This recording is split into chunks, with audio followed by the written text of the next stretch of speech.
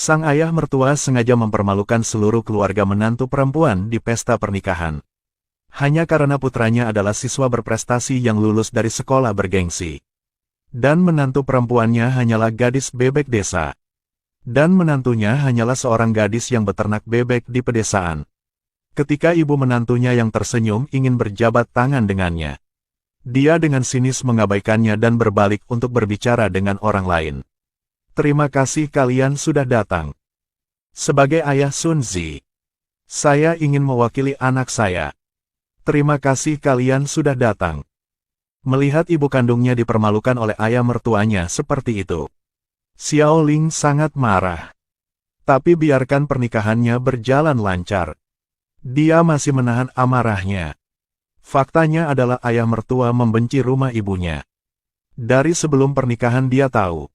1 hari sebelum pernikahan, Xiao Ling secara tidak sengaja melihat tabel tempat duduk di pesta pernikahan.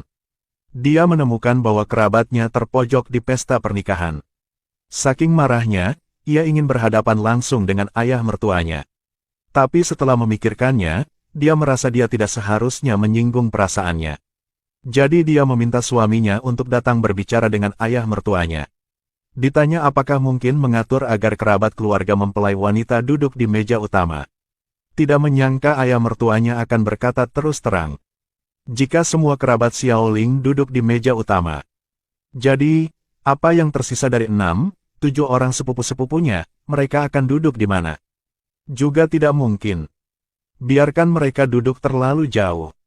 Kalau gitu biarkan mereka duduk di sebelah meja utama. Di mana? Tamu-tamu ini, termasuk para pemimpin dan kolega ayah, tidak bisa mengatur mereka untuk duduk di belakang. Aku tidak bilang sisi kanan, Pak. Aku bilang meja di sebelah kanan adalah milikku dan ayah ayo mengaturnya seperti itu. Sisi itu adalah kolega dan pemimpin ibumu. Jadi kita tidak bisa menaruhnya di belakang. Bagaimana kalau begini? Kumpulkan kolega, pemimpin di meja ayah dan kolega, pemimpin di meja ibu. Dan membuatkan meja untuk rumahnya. Jika kita melakukan gitu, lihat ke kanan, bukankah masih ada ruang? Kau memberitahu keluarga istrimu. Jika mereka datang ke rumah kita, harus mengikuti aturan keluarga kita. Melihat ayah mertua sangat memandang rendah rumah ibu, Xiao Ling berdiri, menjatuhkan kursi dan berjalan keluar dengan marah. Dia pergi ke hotel tempat ibunya menginap. Dia ingin masuk dan memberitahu ibunya tentang frustasi yang dia alami. Tapi dia takut ibunya akan khawatir jadi tidak bilang apa lagi.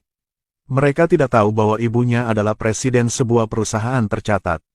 Agar tidak membuat pacarnya merasa tertekan, Xiao Ling berbohong bahwa dia dibesarkan di pedesaan. Dan juga karena dia ingin memberikan kejutan kepada pacarnya setelah menikah. Dia tidak menyangka ayah mertuanya akan meremehkan keluarganya karena dia orang desa. Sekarang dia dalam keadaan kebingungan. Dia tidak tahu apakah pilihannya benar atau salah. Hanya duduk di bagian bawah hotel. Minta maaf pada ibunya karena tidak berbakti. Saat itu, Sun Zi juga menyusul. Dan terus meminta maaf padanya. Pada akhirnya, dia memilih untuk melepaskannya. Keesokan harinya pernikahan mereka diadakan sesuai rencana. Orang tua Xiao Ling datang dengan mobil mewah. Lebih terkejut lagi. Agar putrinya bisa bangga dengan semua orang di pesta pernikahan. Ibunya juga memberinya sebuah mobil mewah senilai ratusan juta dolar. Sang ayah mertua tidak mengetahui bahwa keluarga mempelai wanita datang ke pesta pernikahan dengan tangan kosong. Jadi tidak hanya tidak menyambut dengan hangat, tapi juga meremehkannya. Dia menyapa semua orang kecuali orang tua Xiao Ling. Dia merasa sangat tidak dihargai. Ibu Xiao Ling sudah merasa tidak puas. Tapi karena dia ingin pernikahan putrinya berjalan lancar, dia masih berusaha bertahan. Tak lama kemudian pernikahan dimulai. Lihat putrinya sudah menikah. Air mata emosional dan enggan mengalir dari sudut mata ibu Xiao Ling. Tidak menyangka adegan ini dilihat oleh ayah mertua sebelah. Ini membuatnya merasa tidak bahagia dan mulai menyindir. Lihat. Sial sekali menangis seperti itu di hari pernikahan. Setelah mengatakan itu, Dia naik ke panggung dan mulai mengkritik keluarga Xiaoling. Meskipun saya tidak dididik dengan baik, tapi tetap mencari nafkah sendiri. Walaupun demikian, saya juga tidak butuh kekayaan. Hanya mempunyai martabat yang mulia dan hati nurani yang bersih. Kami bertekad untuk tidak mengambil keuntungan dari orang lain. Manusia. Semua orang harus jujur. Kenyataan. Dan pengendalian diri. Semua tamu datang ke pesta pernikahan hari ini. Saya heran mengapa menantu perempuan saya, yang naik ke rumah saya, masih ingin hidup di rumah sendiri. Hanya takut dia dihasut oleh anggota keluarganya. Tapi dia tidak pernah memikirkannya. Kekayaan keluarganya. Itu hanyalah sebutir pasir jika dibandingkan dengan kekayaan rumah orang tua Xiaoling. Perkataannya membuat ibu Xiaoling semakin marah. Tapi anggap hari ini sebagai hari pernikahan putrinya. Dia memilih untuk menahan kemarahan. Namun, Xiaoling berdiri di sampingnya setelah berkali-kali menyaksikan ibunya dipermalukan di depan banyak orang.